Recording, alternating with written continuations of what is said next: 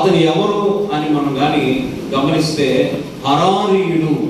అతడు ఒక పరాక్రమశాలిగా ఉన్నాడు. దావీదు యొక్క యోధులందరిలో లేదా ప్రధాన యోధులందరిలో ముగ్గురు ప్రధానమైన వారు ఉండగా వారిలో షమ్మా కూడా ఒకరుగా ఉన్నాడు. ఈ షమ్మా ఒకరిగా ఉన్నాడు. 37 మంది యోధులలో, దావీదు యొక్క సైన్యంలో 37 మంది యోధులు ఉండగా ఆ యోధులందరిలో కూడా షమ్మా కూడా ప్రధానమైన ముగ్గురిలో ఒకరిగా ఉన్నాడు. హల్లెలూయా. ఈయన హరార్ అనే ఊరికి చెందినవాడు. ఈ దావీదు రాజుగా ఉన్నప్పుడు ఫిలిష్తీయులు ఎక్కువగా ఇజ్రాయెల్ ప్రజల మీదకి యుద్ధానికి వస్తూ ఉండేవాళ్ళు. ఫిలిష్తీయులు ఎక్కువగా ఇజ్రాయెల్ ప్రజల మీద వాళ్ళు ఎక్కువగా రాజ్యాన్ని ఆక్రమించాలని లేదా వారి బలాన్ని పొందుకోవాలని వారిని ఓడించాలని ఇజ్రాయెల్ ప్రజల మీదకి తరచుగా వస్తూ ఉండేవాళ్ళు. శత్రువు యొక్క ఆటంకం ఎక్కువగా ఉండేది ఇజ్రాయెల్ ప్రజలకు. ఫిలిష్తీయుల కాలము సర్దారులు ఆ మొదటి సమయం నుంచి మనం చదివితే వారందరూ కూడా అక్కడ ఫిలిష్తీయులు దండెత్తి రావడం, ఇలాంటి సందర్భాలన్నీ మనం చూస్తాం. అయితే ఈ సందర్భాన్ని కానీ మనం గమనిస్తే ఫిలిష్తీయులు ఏం చేశారంట, అలసందల చేలోనికి గుంపుగా వచ్చారు. ఎక్కడికి వచ్చారంటండి? దేశంలోనికి రావడమే కాదు, ఫిలిష్తీయులు వారి చేలోనికి కూడా వచ్చేసారు.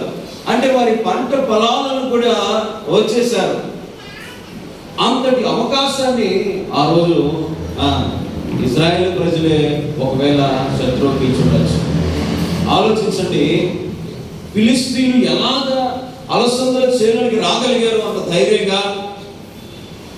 ఒకటి అవకాశం మనం ఇచ్చి ఉండాలి, ఆహ్వానాన్ని మనం ఇచ్చి ఉండాలి, లేకపోతే ఏ శత్రువు కూడా మన చేలోనికి రాలేడు. హల్లెలూయా. ఇక్కడ చేను అనగా ఒక సంఘానికి సాదృశ్యంగా ఉంది, లేదా మన కుటుంబానికి సాదృశ్యంగా ఉంది, లేదా మన హృదయానికి సాదృశ్యంగా ఉంది, మన ఆత్మీయ జీవితానికి సాదృశ్యంగా కనబడుతూ ఉంది. ఫిలిష్తీయులు ఎక్కడికి వచ్చారో తెలుసా? అలసందల చేలోనికి వచ్చారు. ఎప్పుడు వచ్చారో తెలుసా? కొంతకాలంలో వచ్చారంట. శత్రువు కూడా ఏమండి పంట కాసేంత వరకు, కష్టపడేంత వరకు, ఎదిగేంత వరకు ఉంటాడు. అప్పుడు వరకు చూస్తూ ఉంటాడంట. ఎప్పుడు వస్తాడో తెలుసా? శత్రువు కొంతకాలంలో వస్తాడు. ఎందుకో తెలుసా? పంటంతా తీసుకెళ్ళిపోవడానికి.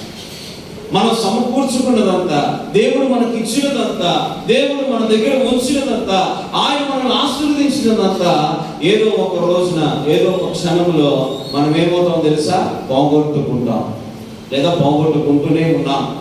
సంవత్సరాల తరబడి ప్రభు సన్నిధిలో ప్రార్థన చేసిన ఆయన కృపవరాలు మనం పొందుకున్నాం, కానీ అవి వెంటనే పోగొట్టుకుంటున్నాం, లేదా క్రమక్రమంగా పోగొట్టుకుంటున్నాం. మొదట ఉన్న ఆసక్తిని, మొదట ఉన్న దేవుని కృపను, మొదట ఉన్న దేవుని ఆయన యొక్క బలాన్ని మనం పోగొట్టుకుంటూనే ఉన్నాం. కారణం ఫిలిష్తీయులు ఎక్కడికి వచ్చారో తెలుసా? అలసందల చేలోనికి వచ్చేసారంట. అప్పుడు ఏం జరిగింది అని మనం ఆలోచిస్తే, జనులు ఫిలిష్తీయుల ఎదుట నిలువలేక పారిపోయారు. ఆ చేలోనికి వచ్చినప్పుడు లేదా పొలాల్లోనికి వచ్చినప్పుడు ఏ ప్రజలు కూడా నిలబడలేక అందరూ పారిపోతా ఉంటే షమ్మా అనే ఆయన నిలబడ్డాడండి. ఆయన నిలబడి ఏం చేస్తుందో తెలుసా? అప్పుడు ఇతడు ఆ చేను మధ్యలో నిలిచి ఫిలిష్తీయులు దాని మీదకి రాకుండా వారిని వెళ్ళగొట్టాడు. హల్లెలూయా. ఏం చేశారట? ఆయన ఒక్కడే నిలబడ్డాడు, అందరూ పారిపోతున్నారు. ఇక్కడ మన సందర్భంగా గమనిస్తే, పారిపోతున్న వారు షమ్మా ఎదురుగా ఉన్నప్పటికీ, భయపడుతున్న వారు షమ్మా ఎదురుగా ఉన్నప్పటికీ, ఎవరి దిగులు చెందిన వారు, భీతి చెందిన వారు, భయపడిన వారు, దిగులు పడిన వారు, కలవరపడిన వారు, వీరందరూ కూడా షమ్మా ఎదురుగా నిలబడి నుండి పారిపోతా ఉన్నారు. షమ్మా చూస్తా ఉన్నాడు, ఇక్కడ ఏం జరుగుతుంది? అందరూ పారిపోతే మరి ఎవరో ఒకరు నిలబడాలి కదా. అందరూ పారిపోయేవారుగా ఉంటే ఎవరో ఒకరు దేవుని కార్యాన్ని చెయ్యాలి కదా, ఎవరో ఒకరు దేవుని కొరకు నిలబడాలి కదా. ఆలోచిద్దాం. మరి మనకు శ్రమ కలిగినప్పుడు, మనకి కష్టం కలిగినప్పుడు, మనం కూడా శత్రువు చేత బాధించబడుతున్నప్పుడు పారిపోతున్న వారి గుంపులో ఉన్నామా, నిలబడిన షమ్మా గుంపులో ఉన్నామా? హల్లెలూయా. ఈ రాత్రి ఒకటే మాట, మనం పారిపోతున్న గుంపులో ఉన్నామా, భయపడుతున్న గుంపులో ఉన్నామా, కలవరపడుతున్న గుంపులో ఉన్నామా,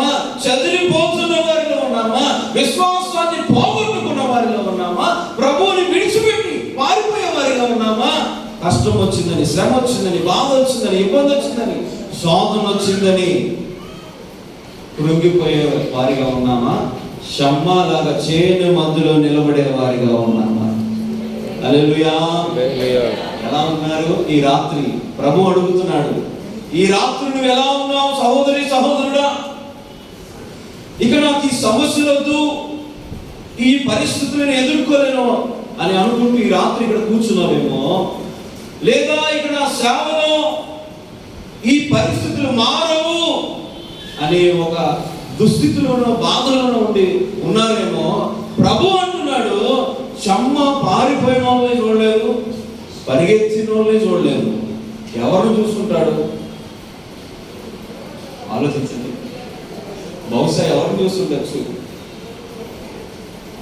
పారిపోతున్న వాళ్ళు మన ముందు చూస్తే మనం కూడా పారిపోతే మన ప్రాణమైనా మిగిలింది, పోతే పోయింది పంట. అంతే కదండి?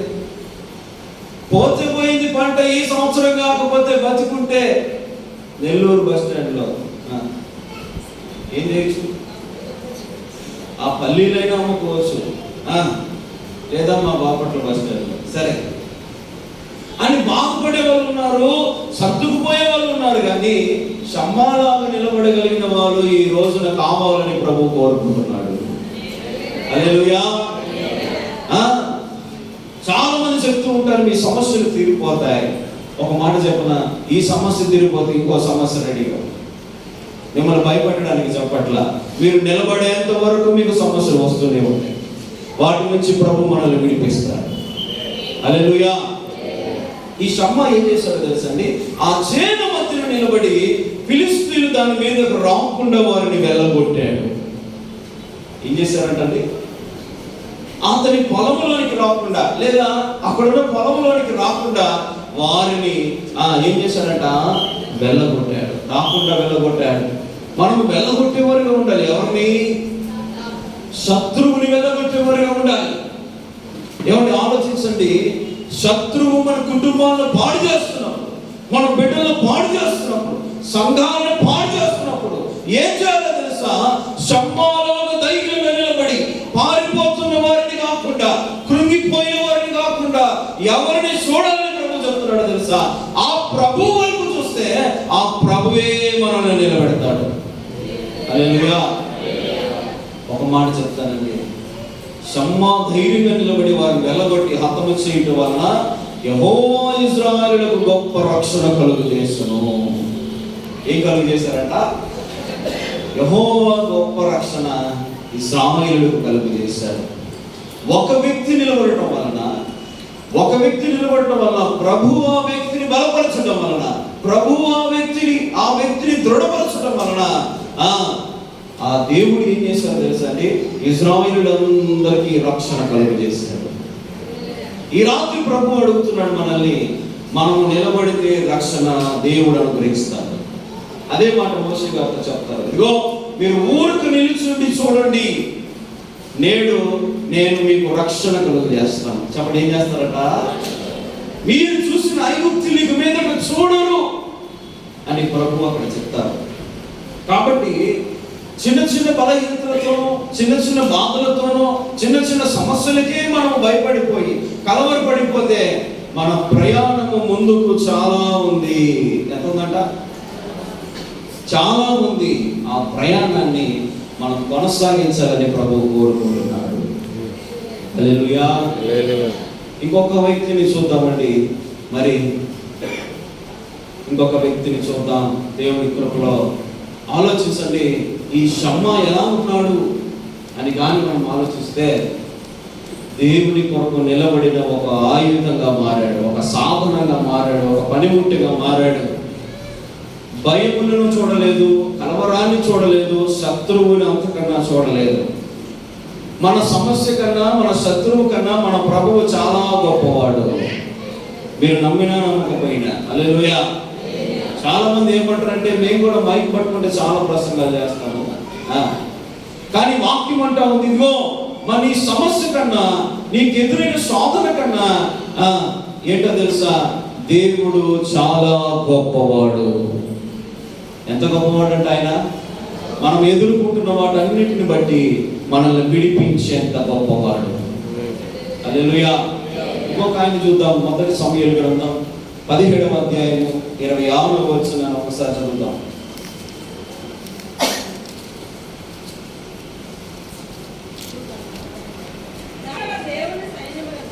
జీవము గల దేవుని సైన్యాన్ని, ఈ సున్నతి లేని ఫిలిష్తీయుడు ఎంతటి వాడు, వాడిని చంపి, అమ్మ 17వ అధ్యాయము 16వ వచనం. ఆ ఫిలిష్తీయుడు ఉదయమున సాయంత్రమున బయలుదేర్చు 40 రోజులు అగపరుచుకుంటూ వచ్చాను. ఈ సందర్భం మీ అందరికీ తెలుసు. మనం అందరం కూడా ఒకవేళ మందిరానికి వెళ్ళిన వాళ్ళమైతే అందరికీ ఈ సందర్భం తెలుసు. అయితే ఇందులో నుండి కొన్ని విషయాలు మనము ఈ రోజు దేవుడు మనతో మాట్లాడును గాక. ఇక్కడ చెప్తూ ఉన్నాడు, ఆ ఫిలిష్తీయుడు ఉదయం సాయంత్రం బయలుదేరి వస్తా ఉన్నాడు. ఎక్కడికి వస్తున్నాడు తెలుసా? ఎక్కడికి వస్తున్నాడు? ఉదయాన్ని వస్తున్నాడంట, సాయంత్రం వస్తున్నాడంట. తన గుడారం నుండి బయటకు వచ్చి అందరికి కనబడుతున్నాడు. ఒక్కడు కూడా ఆయన ఎదిరించేవాడు లేడు. ఎన్ని రోజులు చూశాడు? 40 రోజులు సవాలు విసిరాడు గొల్యాతు. అతను కూడా ఫిలిష్తీయుడే. ఈ ఫిలిష్తీయుడు ఎక్కడికి వెళ్ళినా వెంటాడుతూనే ఉన్నాడు, వేధిస్తూనే ఉన్నాడు, ఏదో ఒక రకమైన శ్రమను కలిగిస్తూనే ఉన్నాడు. ఆలోచించండి, 40 రోజులు అక్కడున్న ప్రజలకు కలవరం. రాజు కూడా కలవరపోయాడు. రాజు కూడా మనసు కలత చెందింది. ఏం చేయాలో అర్థం కాక సౌలు కూడా రాజుగా ఉండి అతను కూడా భయపడిపోయాడు. ఇంతటి గొల్యాతును మనం ఎదిరించగలమా? ఇంతటి గొల్యాతును మనం పడగొట్టగలమా? ఇంతటి గొల్యాతును మనము సవాలు విసిరి మనము జయము పొందగలమా? సౌలు మర్చిపోయింది ఏంటో తెలుసండి? అతను అభిషేకించి అతను పిలిచిన దేవుణ్ణి మర్చిపోయి ఉండొచ్చు. ఏమనుకుంటున్నా? ఆ గొప్ప దేవుని మర్చిపోయి ఉండొచ్చు. ఆ గొప్ప దేవుని బలాన్ని ఆశ్రయించడం ఉండవచ్చు. ఆ గొప్ప దేవుని కృపను ఆశ్రయించకుండా ఉండొచ్చు. కష్టకాలమున, శ్రమ కాలమున ఏమండి మనం ఎవరి వైపు చూడాలో తెలుసా? ఆ ప్రభు వైపు కానీ మనం చూడగలిగితే గొల్యాతునే కాదు, గొల్యాతు లాంటి వారు ఎంతో మందిని మనం పడగొట్టగలం. హల్లెలూయా. ఈ రాత్రి ప్రభు మిమ్మల్ని బలపరుస్తున్నాడు. ఏ సమస్య నేను 40 రోజులు ఇదిగో వీళ్ళని గొల్యాతు అని ఆయన ఏం చేస్తున్నాడో తెలుసా? 40 రోజులు సవాలు విసురుతా ఉన్నాడు. రండి చూసుకుందాం. ఆ రాజు కూడా ఏం చేయాలో అర్థం కాక ఆయన గుడారంలో ఉండిపోయాడు. బహుశా నేను అనుకుంటున్నాను, సౌలు వచ్చినప్పుడు ఏమండి ఇశ్రాయేలు ప్రజల గుడారాలన్నీ లోపలికి వెళ్ళిపోయారు. ఇతను బయటకు వస్తున్నప్పుడేమో అందరూ లోపలికి వెళ్ళి దాక్కుంటూ ఉన్నారు. అతను లోపల ఉన్నప్పుడు వీళ్ళందరూ బయట కనబడతా ఉన్నారు. బహుశా ఎందుకు మీకు తెలుసు, భయపడి ఉండొచ్చు, కలవరపడిపోయాడు. 40 రోజులండి రాత్యాన్ని ఎవలకాలంలో చేశాడు గొల్యాతు. నాకు తెలిసి నిద్రానికి లేవు వాళ్ళకి. ఎంతో భయంకరమైన కలవరంలో ఉండిపోయారు వారు.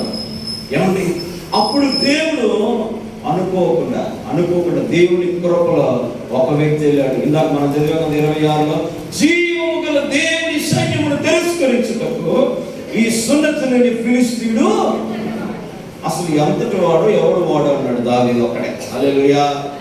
మిగతా వాళ్ళు ఎవరికి గుండె ధైర్యం చాలా, మాట్లాడే శక్తి కాదు కదా. ఒకవేళ మాట్లాడితే గొల్యాతు ఎక్కడ చూస్తాడు అని కళ్ళు వీళ్ళు భయపడిపోయి పెదవులు కూడా కదిలించి ఉండుండరు నాకు తెలిసి.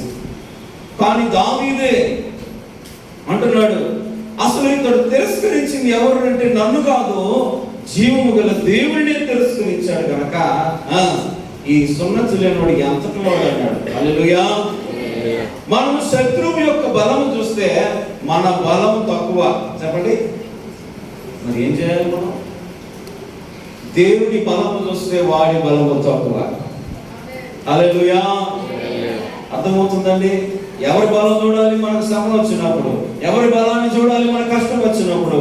ఎవరి వైపు చూడాలి అంటే ప్రభువు వైపు చూస్తే, ఆ దేవుని వైపు చూస్తే ఆయన బలమును బట్టి మనం సమస్తము జయించగలం. హల్లెలూయా. ఏమండి, అంతే కదా, నా బలం కాదు, ఎవరి బలం కాదు, మన బలం అసలు కానే కాదు. మీరు అనుకోవచ్చు, నా జ్ఞానం వల్ల నేను అన్నీ చేయగలను, నా తెలివితేటలను నేను అన్నీ చేయగలను, ఇప్పటి వరకు కూడా నా జ్ఞానం వల్ల నేను సమస్తాన్ని చేయగలిగాను. అది అబద్ధం. ఒకవేళ నీ మనస్సు నిన్ను మోసపరుస్తుందేమో, ఒకవేళ నీ మనస్సు నిన్ను మోసపుచ్చుతుంది, జాగ్రత్త. మన జ్ఞానం వలన ఏమి కాదు, మన బలం వలన ఏమి కాదు, మన శక్తి వలన ఏమి కాదు. అందుకే భక్తుడు పాట రాశాడు, శక్తి చేత కాదనెను, బలముతో ఇది కాదనెను. మరి దేంతో అవుతుందట? నా ఆత్మ ద్వారా దీన్ని చేతునని యెహోవా సెలవిచ్చెను. దేని వల్ల చేస్తారంటండి? ఆయన ఆత్మ ద్వారా సమస్తం జరుగుతాయి. హల్లెలూయా. ఆలోచించండి, 40 రోజుల సవాళ్ళను ఎవరు తీసుకోవాలా? అనుకోకుండా యుద్ధంలో అడుగుపెట్టిన దావీదు అంటున్నాడు, నా దేవుణ్ణి తిరస్కరించడానికి ఇతను ఎవరు అని నిలబడ్డాడు. అతని దగ్గర ఆయుధాలు లేవు, ఆ యుద్ధం మీకు తెలుసు. అతని దగ్గర ఆయుధాలు లేవు, యుద్ధ ఆయుధాలు లేవు, యుద్ధ వస్త్రాలు లేవు, ఏమీ లేవు. కానీ యుద్ధంలోకి వెళ్ళి జయాన్ని పొందాడు. హల్లెలూయా. మన దేవుడు ఆయుధాలు లేకుండానే యుద్ధాన్ని జరిగిస్తాడు. ఆ ఉన్నదే దేవుడు ఆయుధంగా మారుస్తాడు. దేవుడు మనల్నే ఒక ఆయుధంగా మారుస్తాడు, మనల్నే ఒక బలముగా మారుస్తాడు, మనల్ని ఒక బలపరిచే శక్తిగా మారుస్తాడు. మన బలహీనతలో నుండి దేవుడు మనల్ని విడిపించి బలవంతులుగా ప్రభు మనల్ని మారుస్తాడు. అందరూ అన్నారు, పెద్ద అన్నయ్య అన్నాడు దావీదు వాళ్ళ అన్నయ్య అబీనాదాబు, రే నువ్వు ఇంటికి వెళ్ళిపోతుందిగా ఇక్కడ ఎక్కువ మాట్లాడుతూ ఉన్నావు అన్నాడు. ఏమన్నారంట?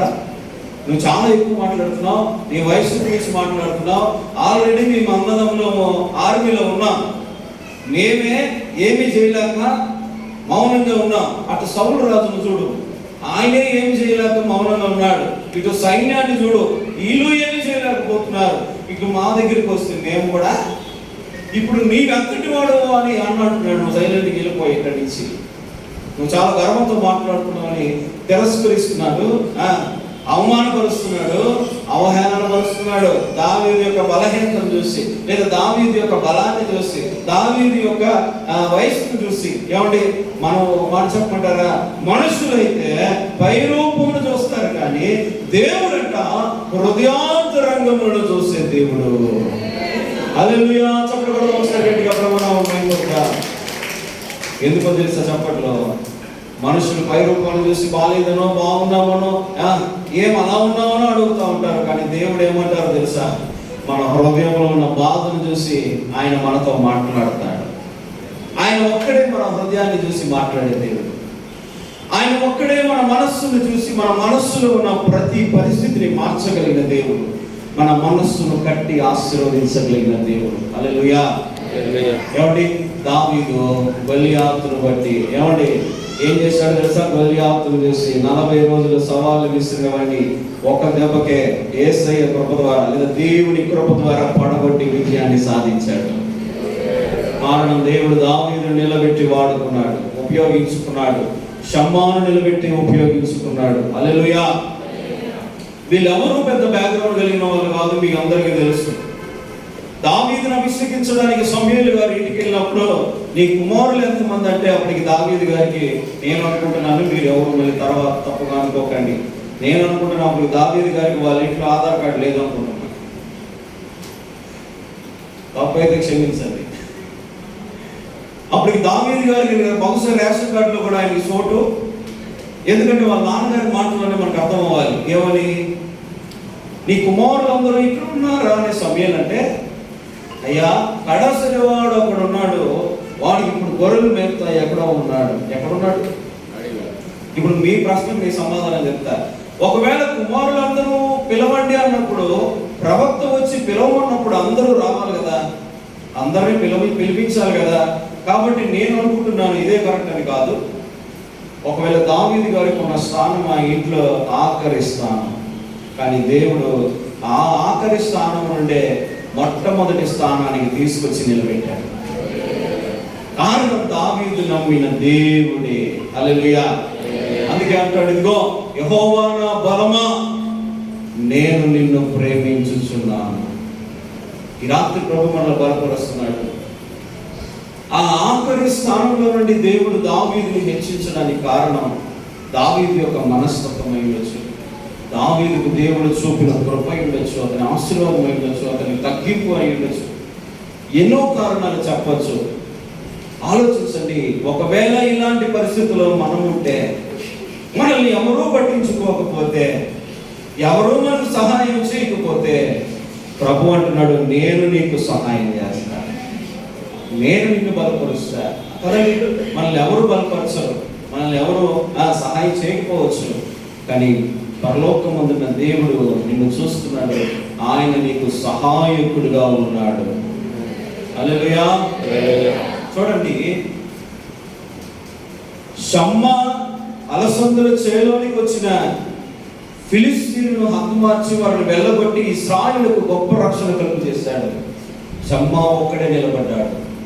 ఒక్క దావీదే 40 రోజుల నుండి సవాలు విసురుతున్న గొలియాతు కోసం దేవుడు నిలబెట్టి వాడుకున్న ఒక ఆయుధంగా, సాధనంగా మార్చబడిన తర్వాత ఆ గొలియాతును పడగొట్టి విజయాన్ని దేవుడు ఇచ్చాడు.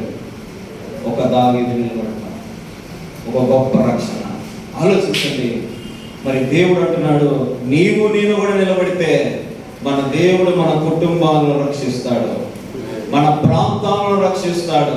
ఎందుకు? చిన్న చిన్న వాటి కోసమే, చిన్న చిన్న వాటి కోసం మనం బాధపడుతూ అలుగుతూ, లేదంటే ఏడుస్తూ, ఇంతే అనుకుంటూ, సరిపెట్టుకుంటూ, సర్దుకుపోతూ ఉంటే కాదు. కానీ ప్రభు అంటున్నాడు, నీ ఒక్కడు నిలబడితే నేను అనేక మందిని రక్షిస్తాను. హల్లెలూయా. ఇంకా బైబిల్ గ్రంథంలో చెప్పుకుంటూ వెళ్తే చాలా మంది పేర్లు మీ అందరికి తెలుసు. దేవుని కొరకు మనము నిలబడితే మన కోసం దేవుడు నిలబడతాడు. హల్లెలూయా. నా మాట అర్థమైందండి? అర్థమైందా? మనము దేవుడి కోసం నిలబడితే దేవుడు మన కొరకు నిలబడతాడు. మన కొరకు దేవుడు నిలబడితే మన కోసం దేవుడు దేశాన్ని నిలబెడతాడు. హల్లెలూయా. కాబట్టి జ్ఞాపకం చేసుకోండి, దేవుడు మనల్ని బలపరచువాడుగా ఉన్నాడు. నిన్ను బలహీనపరచడు. ఈ రాత్రి ఏ బలహీనతలతో వచ్చి ఇక్కడ మనం కూర్చున్నామో ఎవరికి తెలియకపోవచ్చు, నీ ఇంట్లో వాళ్ళకి తెలియకపోవచ్చు, నీ పక్కన వాళ్ళకి తెలియకపోవచ్చు, కానీ చూచుచున్న దేవునికి నీ బలహీనత తెలుసు. వాటి నుంచి మనల్ని విడిపించువాడే ఉన్నాడు. నిలబడలేకపోవడానికి ఏ బలహీనత ఉందో దాని నుండి ప్రభు మనల్ని విడిపిస్తాడు. హల్లెలూయా. ఆఖరి ఒక మాట చూద్దాం. అపోస్తలుల కార్యములు 2వ అధ్యాయము. అపోస్తలుల కార్యముల గ్రంథం 2వ అధ్యాయం 24వ వచనం ఒకసారి చదువుకుందాం. అపోస్తలుల కార్యముల గ్రంథం